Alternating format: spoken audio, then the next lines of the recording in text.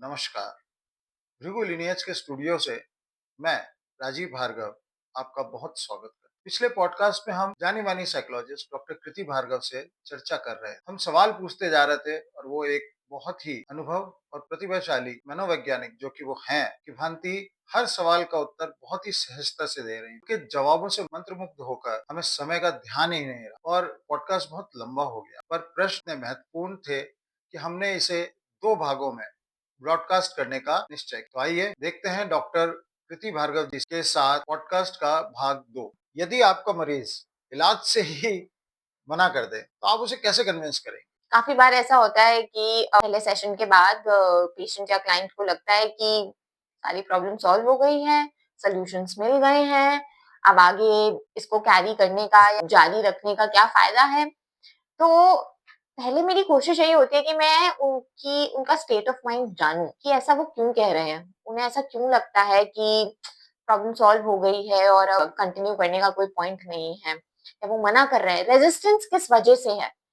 जैसे ही मुझे ये पता लग जाएगा कि रेजिस्टेंस किस वजह से है, शायद मैं उनकी बेहतर तरीके से मदद कर पाऊंगी। तो अगर तो रेजिस्टेंस इस वजह से है कि उन्हें लगता है कि उनकी प्रॉब्लम सॉल्व हो गई है और अब वो सब कुछ कर सकते हैं, तो मैं उनको वो स्पेस देती हूँ कि वो उस चीज को ट्राई कर ले। अगर उनकी प्रॉब्लम सॉल्व हो गई है और वो कर सकते हैं तो बहुत ही अच्छी बात है, और अगर नहीं तो मैं उनके लिए अवेलेबल रहने की कोशिश करती हूँ। दूसरा, अगर ये किसी फाइनेंशियल रिस्ट्रेन की वजह से है, तो मैं कोशिश करती हूँ कि मैं कैसे अकोमोडेट कर सकती हूँ उस चीज को, कि उनको बहुत ज्यादा बर्डन फील ना हो फाइनेंशियली इस चीज को लेते हुए, और उनकी प्रॉब्लम भी सॉल्व हो सके। तीसरी चीज मैं ये कहना चाहूंगी कि अगर उनको हेजिटेशन है, क्योंकि बहुत बार होता है कि पेशेंट या क्लाइंट आ जाते हैं बट फिर उनको जब वो शेयर करने लगते हैं तो उनको ऐसा लगता है कि ये नहीं बताना था, वो नहीं बताना चाहिए था, और वो उन्हें ऐसा महसूस होता है कि नहीं, हमें रुकना चाहिए, हमें ज्यादा बोलना नहीं चाहिए।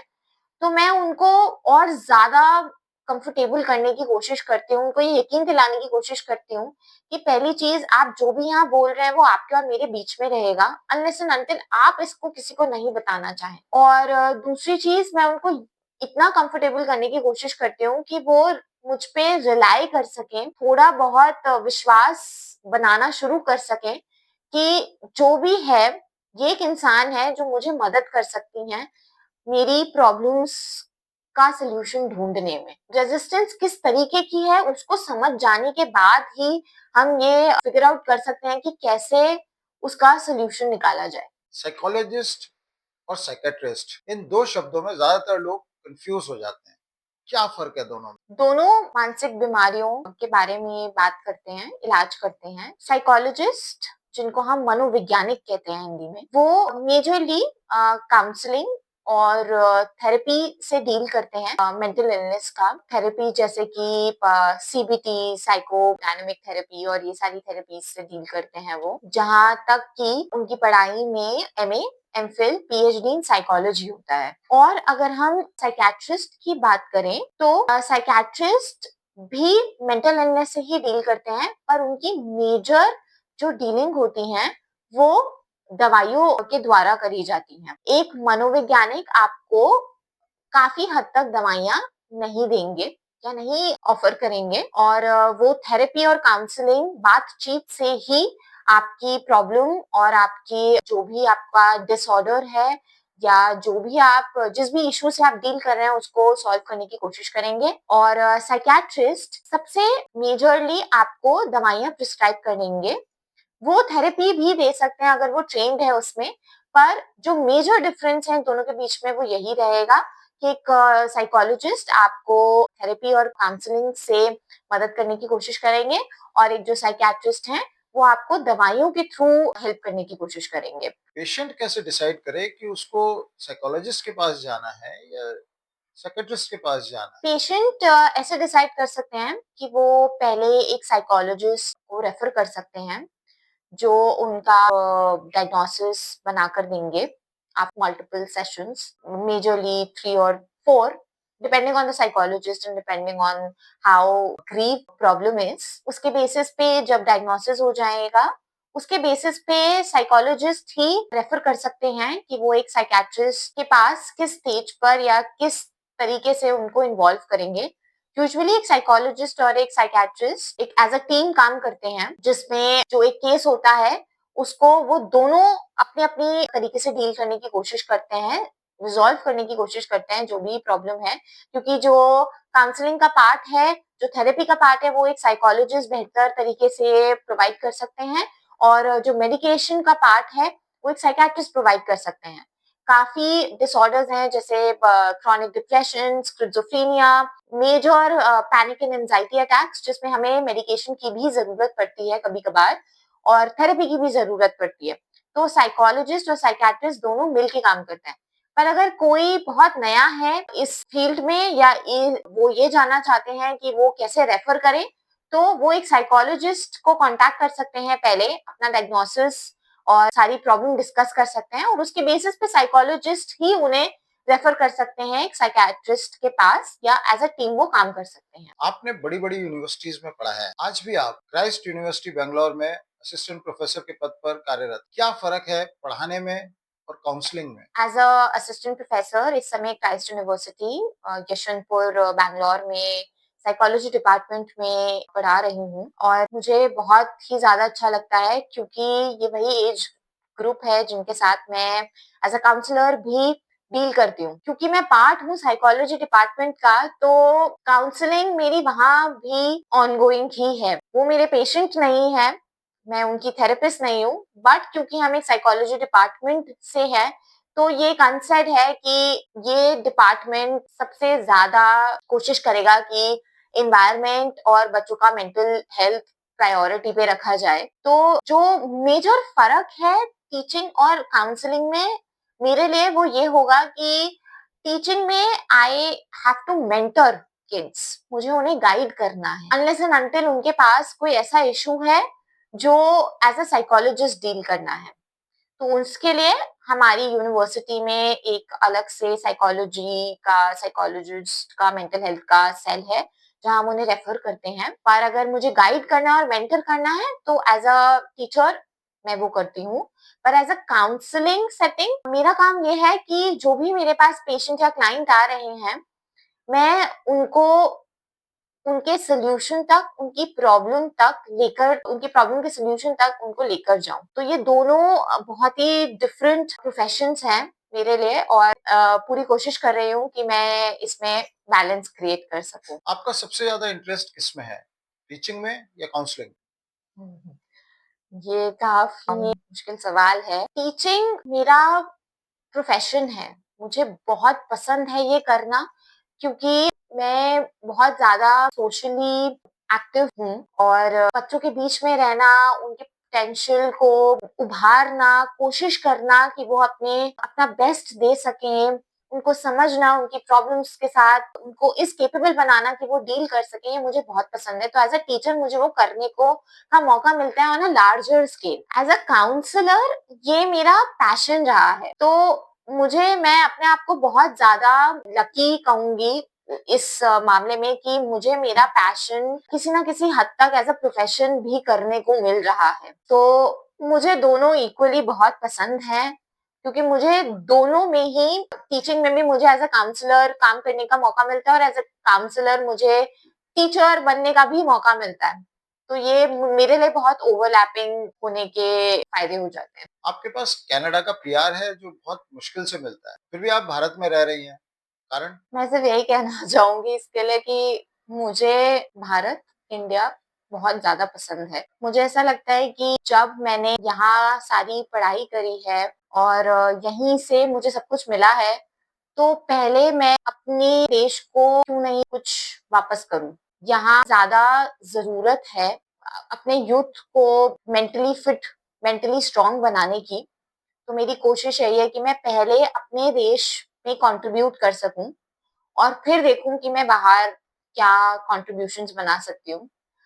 मेरा ऐसा नहीं है कि मैं वापस नहीं जाकर रहना चाहूँगी या मैं वहाँ काम नहीं करना चाहूँगी, मैं बिल्कुल करना चाहूँगी क्योंकि एज़ अ साइकोलॉजिस्ट मैं बिल्कुल भी कोई बायस नहीं हूँ या मैंने अपने दिमाग में कुछ ब्लॉक्स नहीं बना रखे हैं कि मुझे वापस नहीं जाना या मुझे यहीं रहना है। मैं वहाँ पर भी जाके काम करना चाहूँगी। इनफैक्ट कोई भी देश जहाँ मेरी काम की वैल्यू होगी और रिक्वायरमेंट होगी, मैं वहाँ जाना चाहूँगी। आप बहुत धार्मिक प्रवृत्ति की हैं, ऐसी हमें जानकारी मिली है। क्या आपकी असीम ऊर्जा का स्रोत यही है? आप दिन में कितना समय पूजा पाठ के लिए निकाल लेती हैं? धर्म या धार्मिक होना पहली चीज़ तो एक बहुत पर्सनल चॉइस है, और क्योंकि मैंने बचपन से मेरे पेरेंट्स और मेरे स्पेसिफिकली मेरे दादाजी को बहुत इस चीज़ में देखा है, तो मुझे ऐसा लगता है ये वहाँ से मेरे अंदर आ गई हैं। और एक, हम माने या नहीं माने, एक डिवाइन एनर्जी है जो हम सबको प्रोटेक्ट कर रही है, हम सबको गाइड कर रही है, और उनके साथ कनेक्ट होने से अगर हमें कोई अच्छा फायदा हो रहा है तो क्यों नहीं। मेरा काम है दूसरों को गाइड करने का, तो मैं ये कोशिश करती हूँ कि जो मुझे गाइड करे मैं उनको ग्रेटिट्यूड या उनको थैंक यू कह सकूं, कम से कम दिन में एक बार तो सही।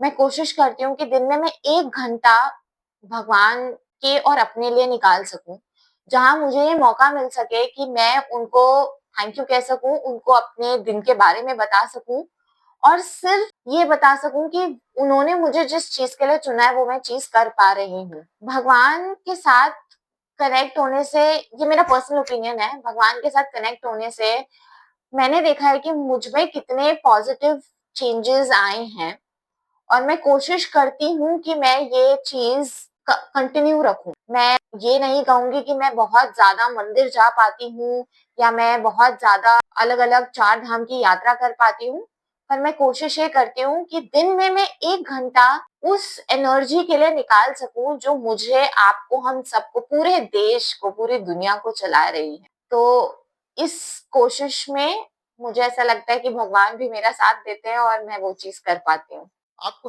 काफी सारी आरतियां व श्लोक कंठस्थ हैं।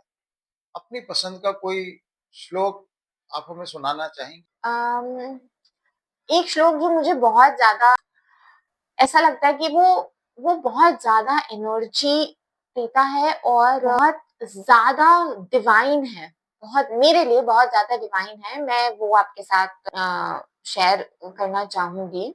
ओम त्र्यंबकम यजामहे सुगंधिम पुष्टिवर्धनम उर्वारुकमिव वंदनाम मृत्युर्मोक्षी यमामृतात्। ओम पूर्वरं करुणावतारं संसारसारं भुजगेन्द्रहारं सदा वसन्तं हृदयारविन्दे भवं भवानी सहितं नमामि, भवं भवानी सहितं नमामि, भवं भवानी सहितं नमामि।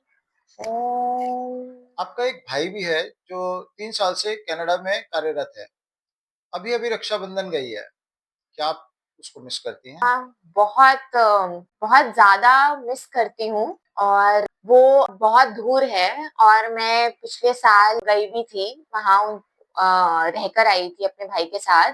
रक्षाबंधन या भाई दूज ये ऐसे फेस्टिवल्स है जिसपे आपको सबसे ज्यादा कमी खलती है उनकी।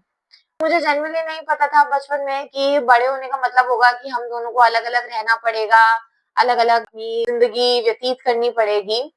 अगर ऐसा कुछ पता होता तो शायद मैं कोशिश करती कि मैं टाइम वहीं रोक लूं, पर मैं बस दूर रह के भी मैं कोशिश यही करती हूँ कि मैं हर समय उसके लिए अवेलेबल रहूं, उसको कोई प्रॉब्लम हो तो मैं हूँ वहां, कैसी भी प्रॉब्लम हो।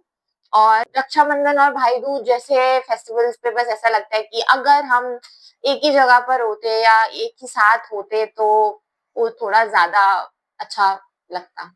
आप दिल्ली में जन्मी पली बड़ी हैं, शिक्षा भी आपने यहीं ग्रहण। अब आप बेंगलोर में कार्यरत हैं। दिल्ली या बेंगलोर? मैं दिल्ली में पली बड़ी हूँ, पैदा यहीं हुई हूँ, मेरी लाइफ के काफी साल दिल्ली में गए हैं। मैं कहूँगी तो यही कि मेरा दिल हमेशा दिल्ली में ही रहेगा। मुझे दिल्ली बहुत पसंद है, बहुत ज्यादा पसंद है दिल्ली। यहाँ का रहना, खाना पीना, जिस तरीके के लोग हैं, मुझे सब बहुत पसंद है।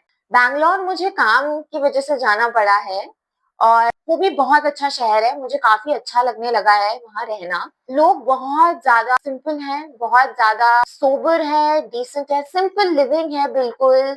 मौसम बहुत अच्छा है जैसे सब कहेंगे। खाना उतना अच्छा नहीं मुझे समझ आ रहा है अभी, पर मैंने ज़्यादा बैंगलोर देखा नहीं है अभी, तो मैं ज़्यादा कुछ कहना नहीं चाहूँगी। कल्चरल डिफरेंस मुझे काफ़ी लगा है, लैंग्वेज डेफिनिटली डिफरेंट है, बट वहाँ के लोग बहुत ज़्यादा अकोमोडेटिंग हैं और बहुत ज़्यादा हेल्पफुल हैं।